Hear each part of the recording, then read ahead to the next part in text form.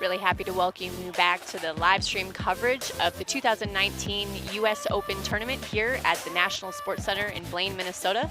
You're rejoining coverage of the Youth Club Championship portion of this tournament, and this is the last pool play game of the pool play session of YCC, and we are joining the girls division to watch Washington, D.C. Rogue take on Cincinnati Belle.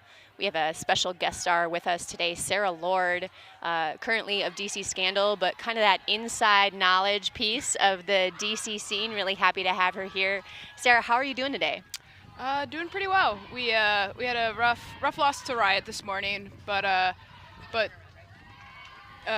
some good games yesterday against Brute and Fury.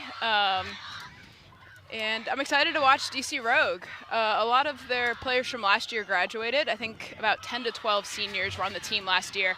So it'll be a lot of fun to see this new iteration of Rogue with the new generation of leaders. Well, I know that the DC scene undergoing a little bit of a renaissance here. We saw a lot of success this weekend, both from Scandal and from Truck Stop in the ICC portion of the tournament.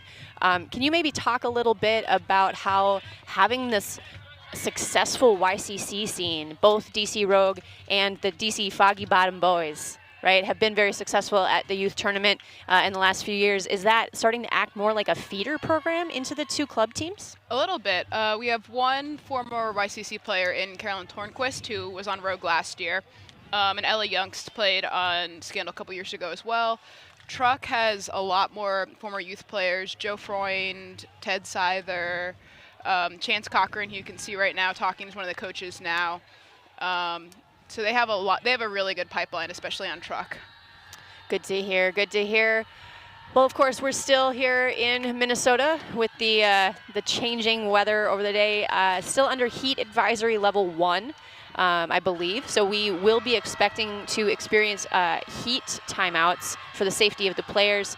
That will happen whenever one of these teams scores 4 points. Again, when someone scores 12 points, or when the soft cap horn goes, to make sure these players get rehydrated. So we see here DC Rogue are in the white jerseys, and Cincinnati Belle are in the grays. As we get up to speed on the players who get a lot of touches here, please bear with us for name pronunciation and such. We see Belle working through their handler set. Still a little difficult to read these numbers. And a slight miscue on that upline cut. And DC Rogue will take over possession right away. This is number 12 out here, Silverman. Just a little bit of an error. I think there is a little bit of added pressure being on the live stream, Sarah. I know you've had a great deal of experience, but we have seen a number of teams with a little bit of jitters on this showcase field. Yeah, especially for youth players who just haven't gotten a chance to play in a lot of showcase games, haven't got a lot of chance to play with their friends and family back home tuning in. But I think after a few points, all the jitters will go off and they'll just go back to playing normal Frisbee. Ariano here, going to be one of our anchors on the Rogue offense. Speaking of the friends and family at home, of course, we have this live stream on a number of different platforms that have common threads, and we would love to hear from you and where you are right now and who you are cheering for and expecting to see more of. So that's Ariano hitting Silverman, and that is an immediate break to start this game. Yeah, and you can already tell how big of an impact Ariano's going to have on this Rogue D-line offense, and probably someone on the O-line as well. She was kind of quarterbacking the team all the way down the field.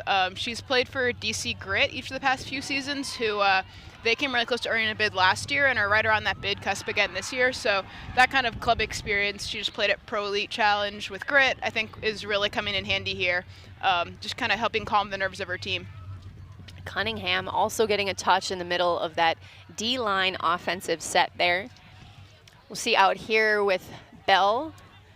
Belle is coached by Maddie Campbell. Oh, sorry, that's the wrong line. They're captained by Maddie Campbell, Gabby Eppinghoff, and Amaya Mix, and coached by Kelsey Gibney, Jen Golan, Malika Smoot, and Trish Wynn. Kelsey Gibney out there on crutches You'll see them on the sideline recovering from an injury of their own. Really good coach, really prominent figure in our community right now. Happy to see them out here. Yeah, Kelsey, the Cincinnati coach, and Kelly Ross, the DC coach, both tore their ACLs this spring, and they've both been recovering and actually found each other through Twitter and have become friends through Twitter and support for ACL recovery, and we're really excited to play each other here. Well, have their teams play each other today. Tony Leonardo has been up here with me on the scaffolding all weekend so far, but since Sarah Lord is the expert for color today, we sent Tony down onto the sideline to get some more information about these teams. You know, YCC teams have the added challenge of having players that age out every year, so it is notoriously difficult to kind of get a handle on what their sets are and what things we should expect year over year. So Tony, the intrepid reporter, you'll see roving that far sideline, gathering some information and taking notes, and we'll check in with him as soon as there is a timeout on the field. Belle did have a miscue, and DC Rogue took a shot at the end zone, was unable to convert despite a great layout. But here we find another little bit of an error, hoping these jitters go away. But in the meantime, we'll see Ariano again pick up for Rogue. Just a bit too far for Silverman. It looks like Ariano and Silverman are going to be a bit of a match made in heaven here for Rogue. If they can kind of dial it in, they should be unstoppable. Yeah, Ariano has big throws and Silverman is a big body, and I think that's going to work out well for them as the game goes on. Rogue looks like they're in a bit of a zone, Sarah. I didn't catch the shape on that or the setup, but maybe that's something that we can look at again in the next defensive set. It's number 28, Schmidt. I think that's number 48, Baltax, for that. Another break to start off this game. Rogue went really far into the bracket last year. Did they win the championship or get second? So they have lost to Warhawks each of the past 2 years in the YCC final. So this year, I think, is a bit of a theoretically rebuilding year, as you were saying. A lot of players age out. Carolyn Tornquist, who's playing for Scandal, Ellie Youngst had played for Scandal before, is now on Space Heater. Kat Sands, who's currently on Space Heater. They were like 3 of their biggest playmakers last year and all aged out. But here Rogue is, undefeated in pool play so far, and up 2 breaks in their final pool play game. So it's really impressive how these younger players have jumped into bigger roles so far this season for Rogue. I did get a chance to talk with Trish Wynn a little bit on the sideline before the game. You know, she mentioned that Belle recognizes that this is a very talented DC Rogue team, but we talked a little bit about the mindset that, you know, any team can beat any other team on any given day. And certainly in YCC, I feel like that's true. Even teams that come in with the reputation of their like metro area, right, and the strength of their scene can be kind of overpromised almost, and can sometimes not lead up or live up to that expectation. So hoping to see that mindset in action. But in the meantime, we'll continue to see Belle on offense. This is number 44, Eppinghoff, picking up out to number 6, Papala.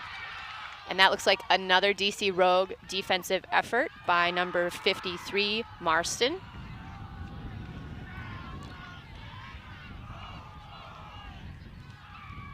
Swing goes off to Collinson. Good handler motion here.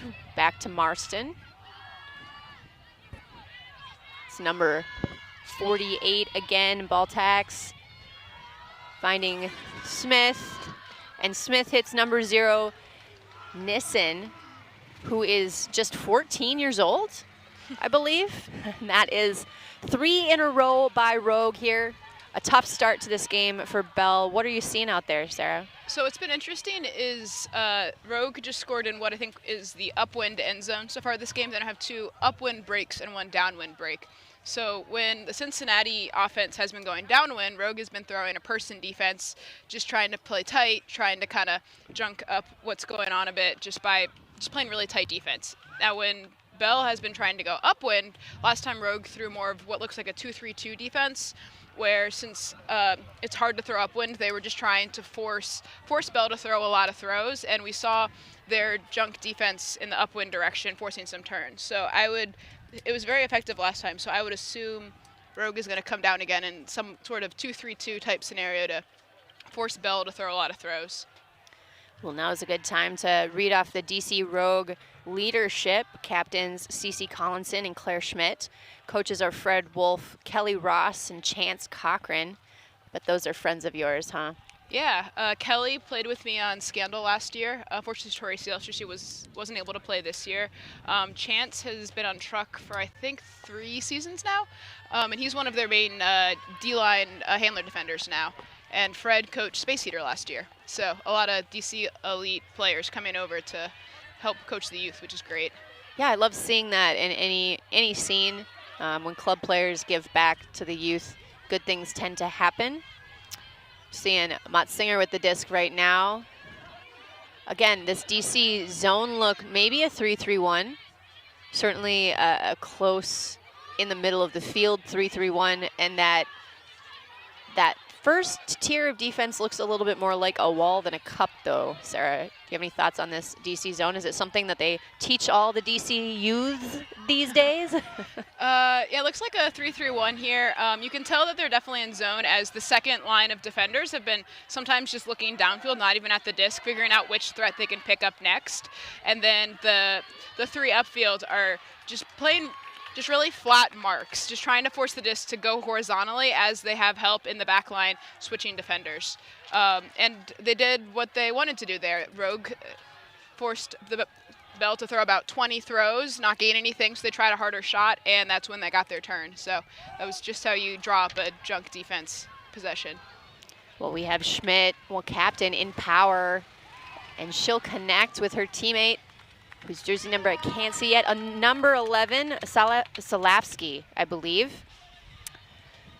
On a tear right now through pool play is DC Rogue. Quick note, Belle already, I think, 2-1 in pool play.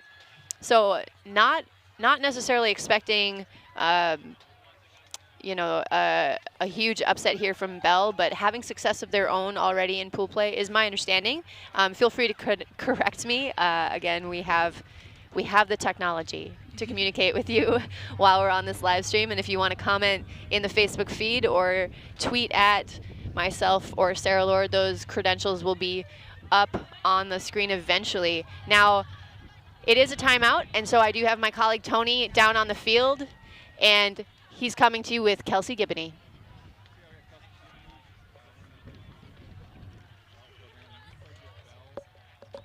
Years ago, tell us what that experience was like playing Youth Club Ultimate in Cincinnati. So playing on Belle was the first time I actually ever got to play Girls Ultimate, at least at a competitive level. The Cincinnati leagues are mixed, so coming out and playing on Belle in the summer is really the first time that a lot of these girls have gotten to play Girls Ultimate. So it's a much different environment for them, and it takes a little bit of work convincing them to come and try it out because it's different. But once they come, they end up loving it. Tell me about the positive, safe environment and learning space that you're building for these kids and on the team in Belle, and some of the tenets that the Belle holds by in the program for YCC for them. Sure. So a lot of times, or at least in the past years, a lot of players have felt like when they mess up, it's like a mistake, and it's this really negative thing that then impacts like their mentality and then the whole team, right? It keeps carrying over. Yeah. And this year we're really focusing on making sure that they know that it's okay to not do things perfectly, because that just creates opportunities for us to learn how we can be better. So we don't want them always like, if all they're ever comfortable with is throwing a 5-yard backhand, they're not growing as a player, right? So we want them to take those risks, to learn things, even if that means that they don't execute it 100% of the time. And that must build their confidence, like players kind of come out of the experience feeling like, okay, I feel more confident in myself and in my play and just kind of in life in general. Like, how do you see it extend into other spaces? Yeah, for sure. I mean, once they realize that they don't have to be afraid of those types of things. I mean, like we've seen so many of them. Like the people who are on this team for the first year are so much more going to be so much more confident after this tournament than they were before they started playing this summer with this team. And real quick, of course, the under 17 Belle team last year, came here and won this tournament, correct? And tell us where those players are now. I know some of them are here on the under-20 team, and some of them are not here. Just briefly explain that to us, the champions from last year, U-17. Sure. We have a few of them on this roster. We didn't end up having enough total girls in the city come out for YCCs to have the U-17 and the U-20 team. So we have a few of them on this team, and then a few of them are actually playing with Pi, who's a mixed team out of Lexington for the first time here this year. Oh, that's cool. Very exciting. Well, thank you, Kelsey. Thanks for talking to us. We'll give it back to you, Aaron and Sarah over there, and we'll watch this after the point continue. Thanks so much, Tony. Happy to see Kelsey out there down to one crutch. Wish them a speedy recovery. Those ACL injuries, harrowing. Good to hear also, though, that there's a support group out there. I think there's a Hannah Leathers-inspired Facebook group for ACL recovery. Certainly a common injury in this sport. We hope there weren't any this weekend. Cross your fingers. Tough to come back from that. Yeah, we had a very bad luck streak with ACLs on scandal the past year. Of our 10 rookies from last season, 3 of them have torn their ACL in the past 24 months, including Kelly Ross. Oof. So it's been a bad luck streak, and we're just praying for good knee health for everybody on all the teams, of course. Absolutely. So just a point of clarification there, because DC Rogue got to 4, that was kind of a mandatory heat advisory timeout for the youth division. Sarah Lord and I were just talking. We think that the kind of the duration of those timeouts are a little bit longer. Again, there are many rules in place to make sure that these young players stay safe. There are limits to how long they can be out here on the field, how long they can compete, just to make sure that everybody kind of lives to fight another day. So Belle will center the disc here on offense. Looks like DC in a person defense instead of that zone. In a contestable bid situation here. Number 3 from Belle, Amaya Mix, has called a foul on the contact from Z Rattleman. We're gonna get to see that again at a better angle.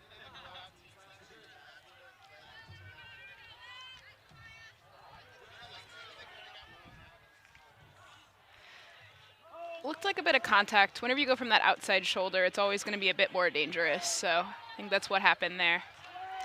It did come back to the thrower, and so I think it ended contested. These players have the educational observer on that far sideline in orange. Not going to be activated quite as often as they would if they were an active observer, but there to be helpful nonetheless and help these young people advocate for themselves with clarification if need be. There's Eppinghoff putting up a throw to number 42, Addie Kern. Also very young, 15 years old. I think the youngest player in this game is listed in the program as 13 years old. Wow. On the Belle roster. I think it was difficult for me to hear, but my understanding from Kelsey was that there weren't as many players who came out for YCC this year, and so I can check in the program when we get a little bit of a break, but I'm not sure there's a U-17 Belle team this year. I think they're called the Baby Bells. Here's Rogue going up line, and the wind definitely a factor. Claire Schmidt unable to come down with that. So Belle will take over with Eppinghoff again, looking for the same receiver, Addie Kern. Looks to me a little bit like Belle might be content to try to play field position, right? They're going downwind right now.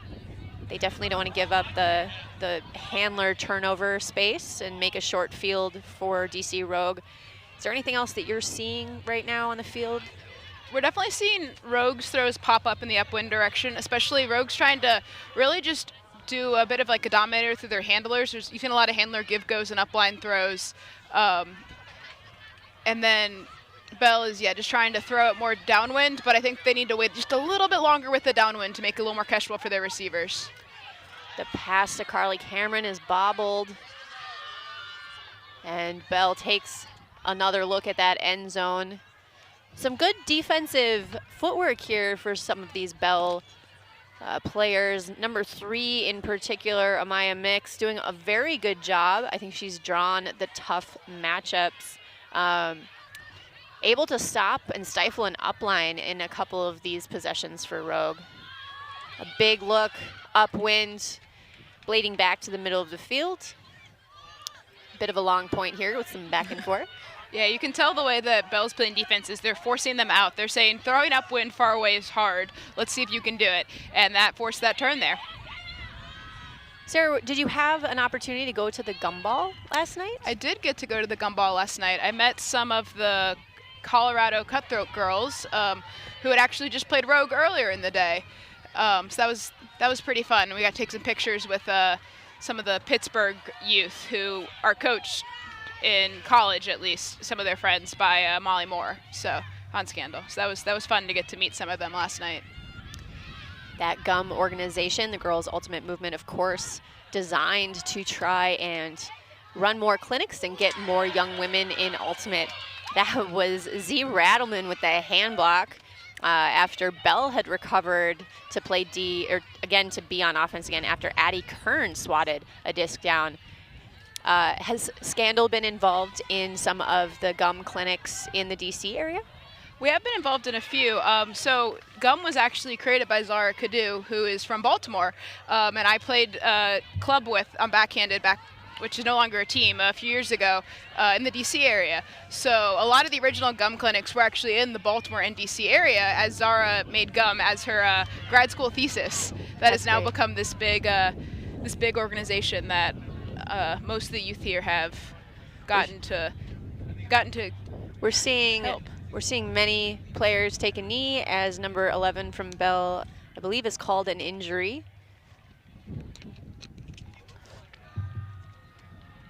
And DC will send in a strategy sub, but we will need to figure out what's going on and the potential resolution.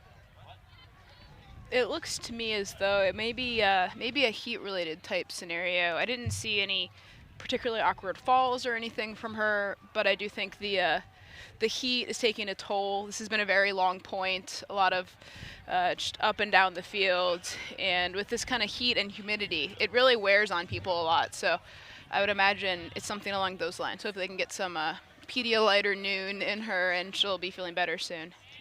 Agree. The wind starting to be the strongest it's been all weekend, for sure. We've seen it in kind of gusts and intermittent moments that have caused small amounts of havoc, certainly, but this might be the first game that takes on more of a wind character. Playing Ultimate in the wind, certainly challenging, often referred to as the 8th defender, and also a great equalizer, forcing a lot of teams to resort to, I don't know, less desirable offensive choices for sure. But yeah, so maybe more of this DC zone in our future, but definitely something to watch out for as we see some of these discs in flight. Another really close defensive play there, but Amaya Mix able to retain possession and kick it out to number 44, Eppinghoff. Eppinghoff will be attending Navy next year. Interesting tidbit. Navy does, and well, when I played on the East Coast in the Patriot League of Ultimate, and Navy did have an Ultimate team in the men's division, which is what I had to play college Ultimate in. I am curious, I guess I don't know if Navy has a women's program. I'm not sure either. Well, maybe they're about to get one. Belle back on defense. That D that happened earlier on that low sideline by Z Rattleman, again, pretty strong defensive effort there. Unfortunately, this upwind strike throw to number 28, Claire Schmidt, just a little bit low, which is too bad. That was striking distance for that upwind end zone. Yeah, it was interesting to see Belle kind of shift their strategy. They'd just been punting it, or, real deep throws, but just looking deep. And this past possession, they tried to play a lot more possession offense, just working on these unders and really grinding out 5-10 yards at a time. And of course, as I say that, the big throw goes up. A good punt there. I think one of the other things I noticed while you were talking is Rogue looks like they've gone a little bit flatter on the mark in that downwind situation, which makes hucking and kind of punting more difficult, but this well placed, it did come back in bounds, and so it was the necessary kind of reprieve and outlet that it was supposed to be. That's number 4 from Rogue. Chloe Fugel putting it up, but oh, there will be a call on this reception. A little contact occurred. That's Molly Cambrun, also 15 years old. Love it. We're going to get to see this again as they discuss. Looked like it was a bit of a miscommunication on the throw where the receiver was starting to come under and the thrower was still throwing it deep. But in this upwind direction, the disc just hangs up for a while. So there the disc hung up long enough that the Rogue player was able to make a play on it. Educational observer helping out a little bit with how to continue play. Continuing strong play from Claire Schmidt. She'll be attending Chicago University. And we did get to see, I saw, where is this? Yes, Chloe Fugel, number 4 on the DC Rogue roster, about to attend Dartmouth in the fall. Yeah, she's going to join Caroline Tornquist, who played for Rogue last year, who was a big impact player for Dartmouth this year. See Rattleman with another run through D, putting together a bit of a highlight reel of her own already. Oh, and here's a big upwind look from number 28, and the intended receiver was unable to get it, but Rattleman comes down with it anyway. That's bookends for her, and another break from Rogue. Yeah, it looks like Rogue had a bit of a game plan there where Claire Schmidt has big throws saying, hey, let's put it up there in this upwind end zone. It's going to hang up for a while. We have good receivers. We'll see if someone could come down and make a play for us. But it's got to be a bit disheartening for Belle. They'd struggled to get very much groove going the first few points, but at that point I felt like they really got a bit of a groove going at times and just couldn't quite get that downwind hold. Oh, shade tent just blew over on the far sideline. Should be a pretty good indicator of how windy it is. And Belle takes a timeout, and I am pretty sure right now that the conversation in this huddle has a lot to do with, controlling what you can control. I hope, at least. The wind is a factor. It's a variable for sure. Trying to do the best you can in a tough situation. I know you've done a little bit of coaching. A little bit, yeah. What kind of messaging do you bring in a huddle like this one for Belle? I think the big thing is just to say, you can only do something about your next point here, right? You can get a little bit down on yourself, feeling like you're down 5-0 and feeling like every point you need to try and get all these goals back, get all the way back into the game with one throw. But it's not possible to get back in the game with one throw. Every point's only worth 1. So I think a lot of just going back to basics, not caring about the score, caring about the process. And if we win this point, that's great. And then we can focus on winning the next point. So I think a lot of just 1-point mindset is big. I totally agree. We've talked a lot over the weekend about how the first step, right, in earning back a break is often a hold. Unfortunately for Belle, this is going to have to be an upwind hold, something that they've struggled a little bit with. And curious to see here how DC Rogue comes down. They had that 3-3-1 kind of setup with a little bit of sagging in the handler spaces, but one of the glorious things about YCC is exposure to new tactics and sets. So very possible that they have other things in that strategy playbook that we have yet to see this game. Yeah, Rogue last year had about 4 or 5 different defenses they were running in the YCC final, and I think that really helped them go far. So I'm sure the coaches here are going to be trying to iron everything out here and get as many defenses as they can going.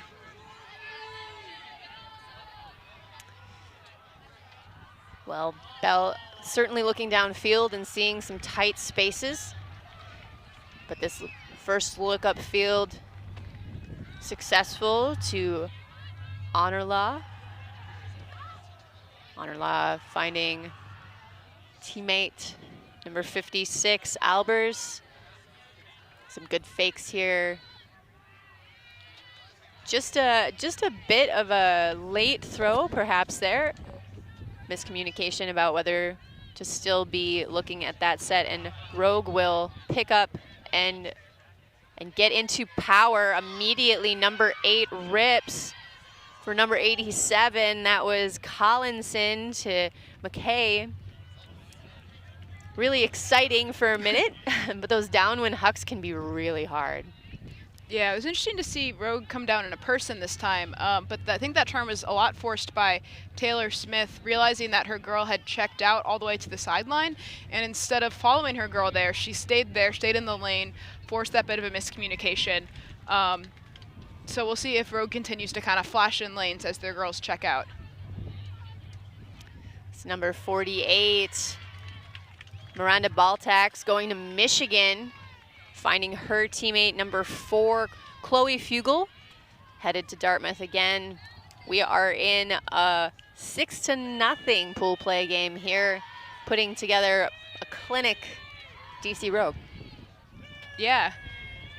It'll be interesting to see if Belle can just kind of get one hold and then just kind of get their groove back. You know, just really feel like, okay, look, we scored. We know how to score. Let's continue to do so. I think if Belle can just get a hold, I think they'll just get a little more confidence and maybe be able to start just putting a bit more pressure on Rogue and kind of claw their way back into this game a bit. Belle, of course, a program that was established in 2007 in Cincinnati. They've been coming to YCC for 13 years, pretty historic program. Sounds like Belle is recognizing how young they are. Again, there is one player on the roster who's 13. They have 2 or 3 or 4 15-year-olds, and then, you know, a handful of 18-year-olds really. But that's maybe skewing a little bit younger than many of these youth U-20 teams. YCC also has a U-17 division, which has been building over the years to support that U-20 program. Of course, as the middle school programs across the country have grown and grown. Does DC have a middle school program these days? They do have a fair amount of middle school. The city of DC has a bit less, but Arlington, just over the river from DC, is really where a lot of these great youth players are coming from, and the youth program around there is very well developed and built out, and it's had just a lot of really good coaches, especially players like Jenny Fay, who's been a great club player for a long time, has done a lot to help get the Arlington youth program off, which has helped a lot, I think. Eppinghoff and Kern working on that far sideline with some help from Stella and Honor Law. This one, a good look at Honor Law again. Honor Law will be going to West Virginia next year. That may have been the kind of closest converted, or closely, what am I trying to say? The closest opportunity for conversion that we've seen out of Belle yet. And perhaps Honor Law will prove to be one of the primary targets of this Belle offense continuing. Yeah, the disc was really just coming in a bit hot, a bit of speed and dying a bit quickly in that downwind direction, made the catch a little bit harder. But that was a lot closer than they have come the past couple times. Let's see if they can cash in on this possession here. This is Jade Stella with the disc for Belle.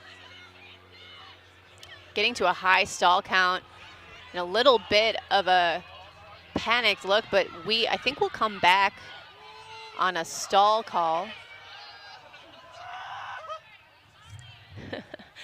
Some spectators here watching this game from your neighborhood, Sarah. Happy to see when the adult club teams come support YCC after a weekend of, I assume, YCC players lining the sidelines of club games. Do you have a pretty good contingent of Rogue ladies at any Scandal games this weekend? I don't think our schedule's worked out super well for them to be able to come to too many of our games, but in years past, we've definitely had quite a few. But the camaraderie within the city is really nice. Being able to, like, you know, most of Scandal and Truck are here right now watching Rogue, and then a lot of them are. Wow, that's a nice throw. That is Ariano hitting Solovsky. She'll get it right back to go upwind, 7-0, another break.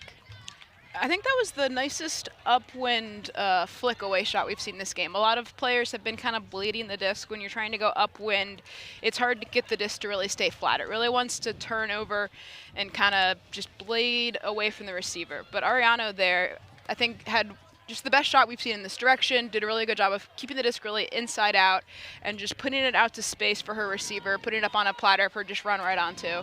That was a clinic on upwind throwing, which is very impressive from a player that is 17 years old. 17-year-olds, but made an adult women's club team in grit. Yeah. Right? That's impressive on its own, right? Oh, yeah. So I think what would be fun to talk about maybe, Slord, in YCC games, I think, especially at this point in the weekend, we've had an opportunity maybe to attract some viewers to the live stream that are maybe newer to Ultimate in general. You know, given the platforms that we live stream to, by this point in the weekend, someone has shared the link with a grandmother or right with their peers in school or maybe their coworkers back at home, and people may be stumbling upon these live streams a little bit differently. Obviously, our Twitter information available if you'd like to interact with us, but I think for people who may be unfamiliar with Ultimate who are watching this game right now, Sarah, can you think maybe on, I'll give you some time to think about it, but maybe if you were new to the sport, what are 3 things maybe that you would really like to know right now to help you understand what's going on the field right now? And we'll reconnect with Belle going upwind while you think about that. This is a pretty great progress so far, led by number 5, Maddie Campbell, and number 44, Eppinghoff. See Eppinghoff, she'll put up a shot. She's looking for number 5, Maddie Campbell, and she's calling a foul on the contact from number 48, Miranda Baltax. Yeah, so that was another example of the disc kind of blading a little bit upwind, as we had been talking about before, kind of just fading over to that break side space. Yeah, so if I were new to Ultimate, just tuning in, I'd want to know how you're allowed to move the disc on offense. And the way that works is once you have the disc in your hands, you aren't allowed to move with it, which is a bit counterintuitive to a lot of sports. In basketball, you can dribble, things like that. But here you can't move the disc, and you only have 10 seconds to throw it. And you have to catch it in the end zone, kind of like a quarterback would throw to a wide receiver in the end zone. But once you catch it, you can't keep running like a wide receiver would. And then the other big thing I think going on in this game right now is the wind, which we've been talking about a lot, where in this direction Rogue's currently going, it is downwind. So the disc is going to go really far. It's going to go past receivers. It's going to come really fast. And the upwind direction, it's not going to go very far. It's going to really hang up for a long time, makes for some more exciting plays. And then I think just defensively, kind of the person versus zone scenario. So to think about basketball, where you can play like a 2-3-2 zone or person-to-person defense, there's both in Frisbee. And right now, Rogue is playing zone, where they all have a zone they're guarding instead of a person. And Belle has mostly been playing person, where they each have a person they're guarding. Thanks for that summation, Sarah. I'm sure that's helpful for some folks at home. Just to get us all caught up, there was a contested foul call. It ended up coming back as unresolved, but we've had some back and forth since, and DC has been able to put another downwind on the board. That's number 48, Miranda Baltax with the throw, and I think number 14, Taylor Smith with the goal. And that, unfortunately, is an 8-0 half in this pool play matchup between DC Rogue and Cincinnati Belle. Sarah, do you have any other notes for our viewers as we head into halftime? I think one of the main things is just admiring the level of talent, I think, in the youth division. At this age, I did not know what Frisbee was. I did not know what a disc was. I didn't know how to throw it. And the youth division the past few years has just really skyrocketed in level of talent. So that's been really exciting to see, and something I've had a lot of fun watching. Well, we're going to go down to the field with Tony Leonardo, who is with number 30 from Rogue, Z Rattleman, who has had a stellar defensive performance so far this half. Tony. Well, big D's out there. What's it feel like on the field, even with the heat temperature? It feels good. The intensity of Rogue is like picking up, and after a couple of great games, last game and the other games, I feel like we're ready to be successful for the next game and the rest of the tournament. Yeah, certainly you look pretty focused out there. What is it about this team that really keeps the squad so energized? As you see the background, we have a really hyped squad this year. We love to spray each other with water guns, and we have a really tight-knit team this year. So really the support from my team. Very cool. And, you played Tier 206, Universe Point win, I believe. Tell me a little bit about how it was to win that big game earlier this year. It felt really good. It just feels good since we have a new squad this year to prove that Rogue is still here, still ready to fight for what we know we can do. And what year are you, and what school do you go to, and what's next for your ultimate career? I go to Washington Liberty High School. I'm going to senior year, and hopefully when I go to college, I'll keep playing. So. Awesome. Well, thank you, Z Rattleman. Nice playing out there, and I'm sure you'll continue to do well, and we'll see you maybe in the semis or finals. Thank you. Thanks. Back to you, Aaron.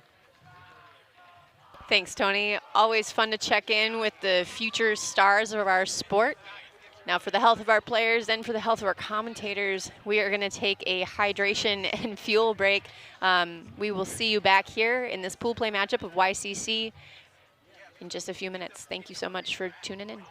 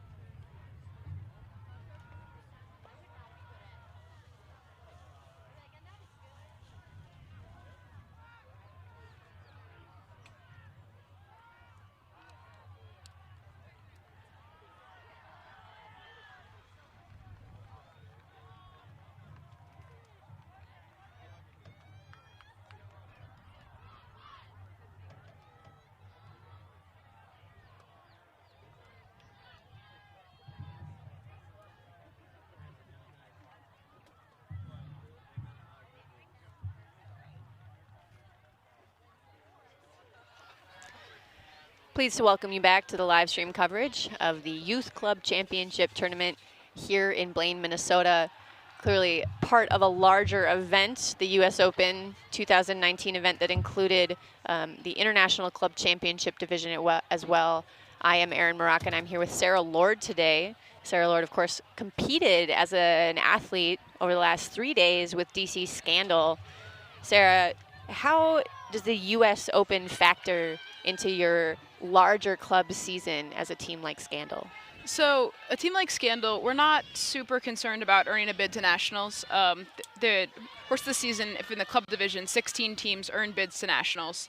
And then at regionals, you try and defend those bids. Scandal's been like a top 5 team for the past half a dozen years at least, and so we're not super concerned about that, but we're really concerned about the process goals of proving that we can compete with other top teams in the country. And I think this year, the U.S. Open's been really big for us because I think yesterday in particular, we really made a statement that we can. We had a Universe win over Fury in quarters and then lost on Universe to Brute, who were the 2 national finalists last year. So it's been a really cool weekend for us to get a chance to kind of prove that we're on the scene and we can do things, not just to other teams, but more prove to ourselves that we can do stuff. So that's been really fun for us. Coming out of half here, DC Rogue did receive to start going downwind, and Belle, for the first time, through a zone defense. Unfortunately, a first throw error got the disc in number 8's hand, Cece Collinson, for her team Rogue, and they were able to very quickly convert on another one of these downfield efforts. Collinson able to find her teammate in open space along the back of the end zone. Right, that was still number 4, Chloe Fugel, the incoming Dartmouth freshman. 9-0 here in this pool play game. I know one of the interesting components of this weekend, at least on the adult side, is that international component. And I know there are stylistic differences between kind of the U.S. teams and the international teams as well.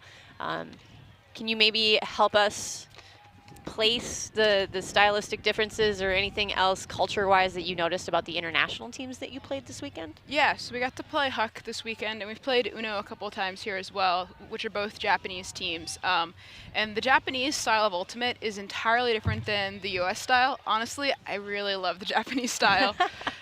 So the U.S. style Ultimate, you can even see some in this youth game, right? There's a lot of big throws to open space. It's a lot of creating big lanes for big cutters to go make large up-down cuts down the field. The Japanese style is lots of little throws to tight windows, small breaks, quick disc movement. If you're going to huck it, you're hucking it in the same 10th straight down the field almost, versus in the U.S., you try and make a big lane and have a big lane to throw into.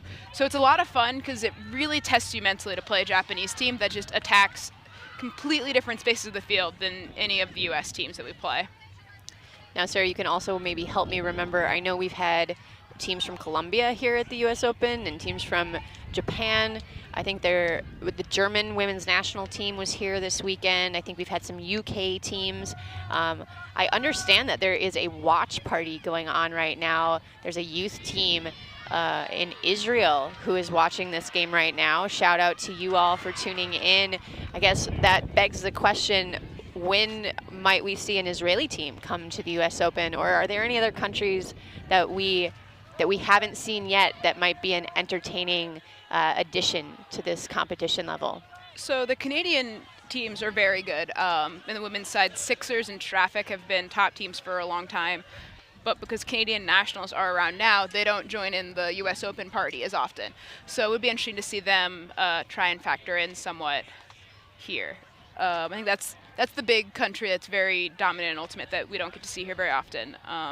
But say like the Italy men's U24 team has been really good the past couple of years. So it'd be an Italian men's team or women's team coming, could be very entertaining. Yeah, it's been a lot of fun to see just how everybody's very different. The German national team is very tall, and they use that to their advantage. They were, I think, the tallest team at this tournament.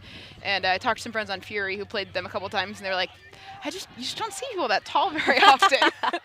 And just because I'm not quite caffeinated, of course, Ellipsis from Australia is also here this weekend.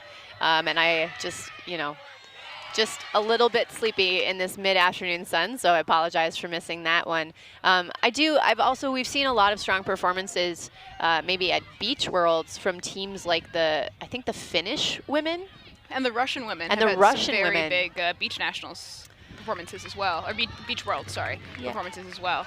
So those, maybe in the future of the U.S. Open, I know there have been, you know, a little bit of variety there, and certainly dependent on other schedules. Of course, Revolution from Colombia on the women's side, unable to attend U.S. Open in the World's year, right? Just didn't make sense in the calendar to add it. I think similarly for the Australian team, kind of inconsistent attendance at the U.S. Open over the years. And so there's always kind of a cycle going, and I think there's always a kind of fun opportunity for teams to put in a bid to come here. We hope that they stay engaged with us and consider it for the future. So now we'll check in as DC Rogue goes upwind again. That's number 81, Carly Cameron, who's catching that upwind. I think that throw was from Cunningham. And you've been commentating all weekend on the youth and adult game. What kind of trends have you been seeing with some of the different international teams, or between the two different divisions? What's been changing as you've been trying to have some mental agility bouncing back and forth between the two? Yeah, Tony and I have had the ability this weekend to cover almost all of the international teams, to be honest. We have covered Buzz Bullets twice. We have seen Crazy, which was the Japanese mixed team. We've seen Huck. We've covered the Revolution Mali game, and I am fried. It's day 3 of 4, but I'm pushing through, but I can't even remember all of those matchups. But you're absolutely right, and one of the things that was fun to talk to the pony coach Brian Jones about was just this ability to be exposed to new tactics, and kind of the opportunity as a person who enjoys thinking about strategy defensively is there anything that we can apply, right, to American Ultimate that we can borrow from these lovely competitors from elsewhere? And I think the Japanese teams have a really interesting zone playbook that includes like a no mark zone, which we saw the men's teams throw every once in a while, and also just some interesting switching patterns. That pass picked off beautifully by Taylor Smith, and DC Rogue back on attack here.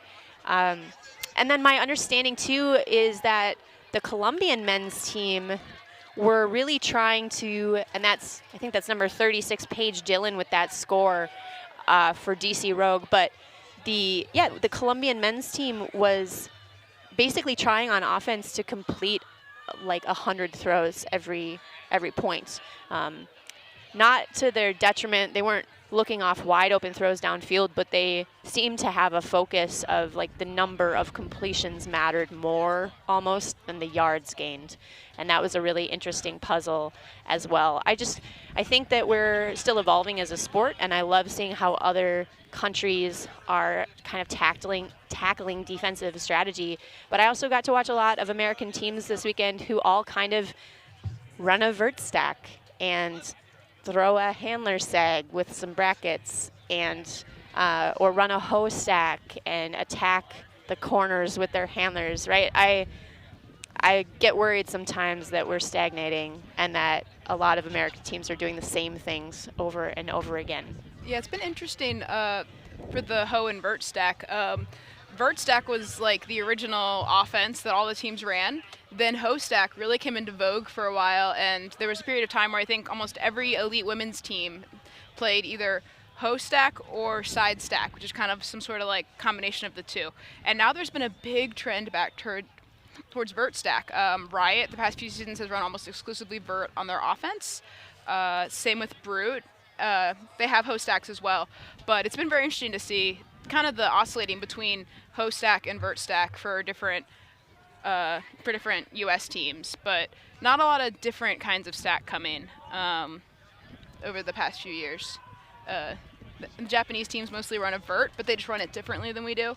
Sometimes they have no dump there, and they just really rely on rolling the handlers out over to the fore side or hitting these tight little break throws that continue to bounce all the way around. So it has been very interesting to just kind of see different offenses ebb and flow and what's taken from different styles. So that was just a timeout taken on the field. Should DC Rogue go upwind here and score the 12th point will actually then have another heat timeout. So we'll have to see how that goes.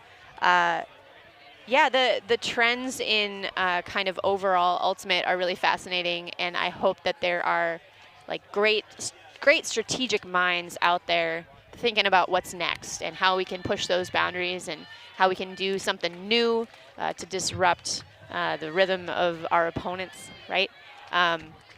I am getting some interaction on social media, which I love. Thank you. A little tidbit for you.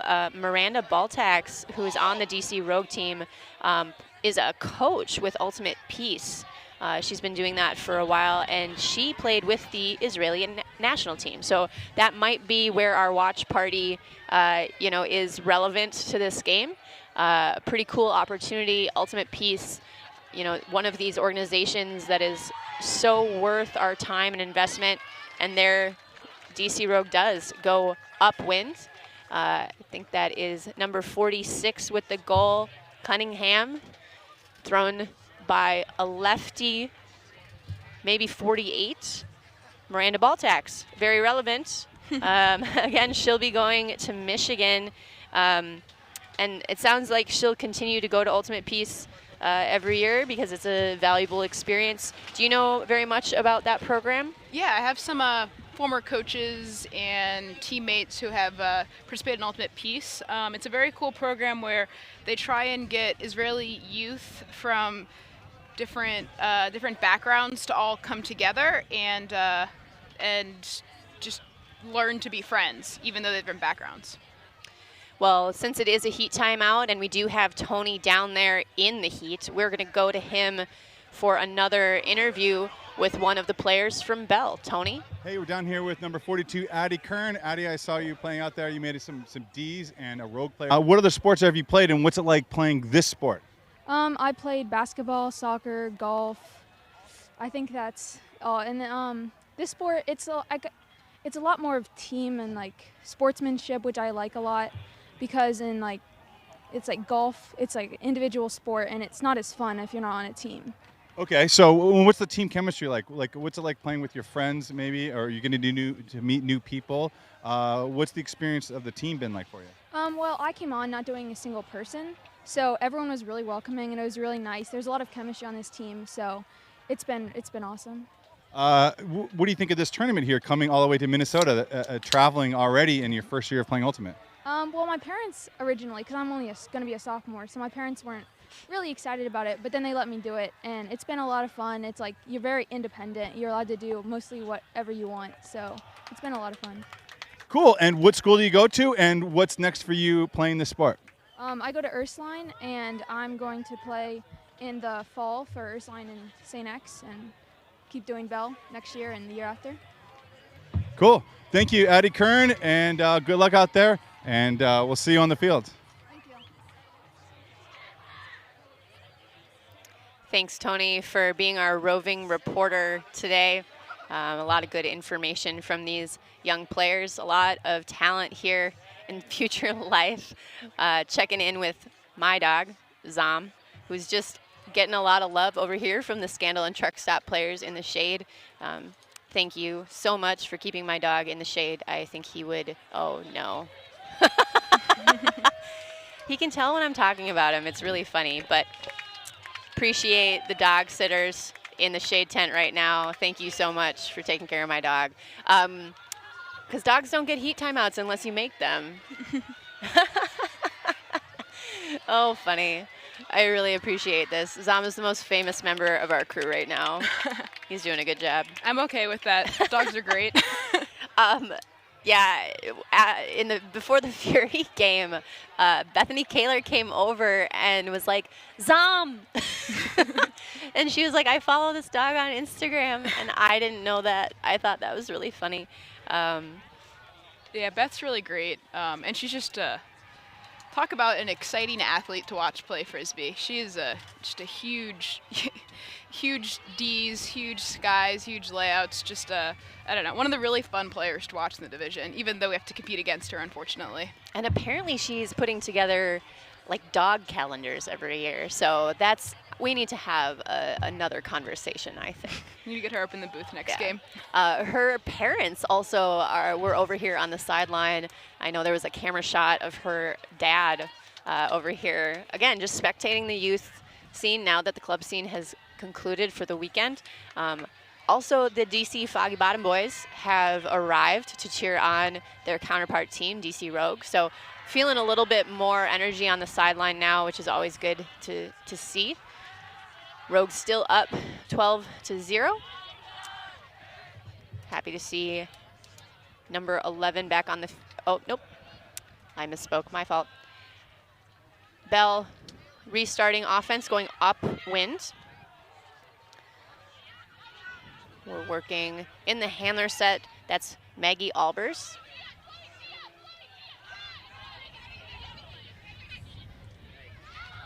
Getting a little bit pressure situation and a bailout upwind that will keep rolling for a little bit and gain another couple of yards. But I think it is a contested stall and may come back over here to the thrower. So it looks like it's uncontested, which means the disc will stay there, and that field position that she tried to get by the throw will not count, unfortunately, for Belle. I'm reading in the program that the DC Rogue is just another iteration of the youth women's YCC team coming out of DC. It used to be called DC Justice. Is that correct? Yeah, so they had a bit of a rebrand a couple years ago. It used to be that all the top DC youth played for the mixed team swing vote, which won a couple championships with some current truck and scandal and space heater players like Joe Foyne, Chance Cochran, Carolyn Tornquist, Ellie Youngst, all those players. And then a couple years ago, Rogue got formed. I believe this is Rogue's third year in existence. And Jenny Fay coming over and agreed to coach as one of just the premier throwers in the women's and now mixed club division. Her coming over really kind of established that the girls' team was going to be where a lot of the top girls were going to start going, and now the past 2 years they've made it to the finals. And they were the first team ever to beat a Seattle girls YCC team 2 years ago. Oh, yeah. Seattle had never lost in their first 12 years of YCCs, or however many there were, until Rogue had a very big upset, I believe in quarters, against them 2 years ago. That last downwind score, Ava McKay finds number 14, Taylor Smith, to kind of close that point out after the unsuccessful upwind possession by Belle. More information on the DC team. I love this. A rebel alliance formed between members of DC Justice and DC Swing Vote, and DC Rogue was born. You called that game, right? Did you call the DC Rogue Seattle game last year, or did you call the Warhawks DC Rogue game? I definitely called the Warhawks finals these past 2 years. I don't believe I called the game where they upset Seattle, but I did watch that game. I actually got a little bit hoarse on the sideline cheering so much for Rogue because it was so exciting. No team had ever won that game before, and it was really just put Rogue on the map, I feel like, in the girls' youth division. Yeah, this Cincinnati Belle team, I think, also has a lot of, community success lately. I think I'm familiar, at least, with Rival, who won Select Flight Invite, and Columbus Cocktails, a nearby Ohio team, I think also won Select Flight Invite. And of course, the Ohio State, a lot of success in the women's division in college with Coach Deanna Ball. I think Deanna Ball is here somewhere at the tournament scouting for the U-20 tryouts, but that rumor is unconfirmed because I have not myself seen her yet. Oh, she's behind me. Yeah, she's right. She's right back over here talking to some scandal players. A little bit of contact here. We hope everyone is all right. Looks like we're getting up. Maybe just a little bit of a hip bump. We'll get to see it again and the progression that led up to it. Looks like a second effort play. You have a little hip to hip contact there. educational observer over there to direct traffic. She'll come out. That's number 12, Leah Silverman. We said her name a lot at the beginning of the broadcast as she was working with Ariano a lot in that handler set. 48, Miranda Baltax will come back in as that injury substitution, and Belle needs to go 70 yards downwind here. Nice backhand put, just a bit too far for the receiver. So yeah, in the most, there appears to be another injury on the field. This is number 30, our interviewee, Z Rattleman. Perhaps a tweak or a cramp, one of the two. We'll check back in later to see how she's doing. She'll be replaced by, I think that's Paige Dillon, number 36. The heat definitely takes a toll on you, and I know in the past years I've had conversations with spectator parents as well as other coaches and players. Do you have a regimen that you plan for to kind of do proper self-care in conditions like these? Yeah, so I'm a big believer in electrolytes. I used to be a big Pedialyte person. Now we have a team deal where we get very cheap Noon, which is very similar, so I do a lot of Noon. But one thing that can sometimes happen, which is a bit counterintuitive, it's happened to one of my teammates, Robin Finnig, this weekend, is you drink so much water because you feel dehydrated, but if you don't have enough food to counteract the water, you can actually overhydrate in a way where all of your electrolytes get flushed. Oh no, is Robin going okay? to the bathroom all the time, and like you can't keep any nutrients in. So she had some issues yesterday, but she's feeling much better today. But it's just a very it's very counterintuitive. You're like, if I drink enough water, I'll be fine in the heat. But you also need to be eating. You need to be having electrolytes, which can be a bit harder to remember to do. So I think that's something that I've always really focused on is eating a lot on the sidelines. One thing that Scandal does, which I really like, is we just buy so much team food, and it's communal food, and it comes from our dues. So, you already paid for the food. You may as well eat it. And so everybody just is really snacking a lot of times all throughout the day. And I think that has really helped us just take good care of ourselves. And that was a big change coming to club from college where, we're cheap college kids and we get a box of goldfish and call it a day. So I think that's one of the main things that is really important is just remembering to still eat. I totally agree. That last point, the assist goes to Miranda Baltax, having herself a game, and her receiver, Emma Solofsky, I believe that's how you pronounce it. Rogue is up 14-0. This is game point for them going downwind. Belle will try to get on the board here by going upwind. A really tough position to be in when you are struggling to find open hands and a player like these two in particular, right? So Claire Schmidt finding Olivia Ariano to close out the game can be really tough to do. But, as we've discussed, I think learning from these situations is powerful, right? So to your point about taking care of yourself and making sure in heat like this that you have everything you need to not cramp on the field and to play your best, but also from a mental toughness standpoint, being able to look at the good small things that happen in the game and maybe not focus so much on the score, because both of these teams have so much tournament left to play, right? We go into bracket play tomorrow, right? Yeah. Or is there a crossover round today? I'm not sure. All right, we can check on that. Yeah. I think that it's possible that quarterfinals is next in the round time, right, at maybe the 3:15 time slot. So certainly hard to bounce back from a deficit like this, but Z Rattleman, of course, with a dominant defensive performance, and this hand block is the play of the game. So we certainly hope that these Belle players and coaches can take the positive items out of this game and apply them to their crossover or their quarterfinal or whatever happens. Like quarters will next. be at 3:45 today. Great.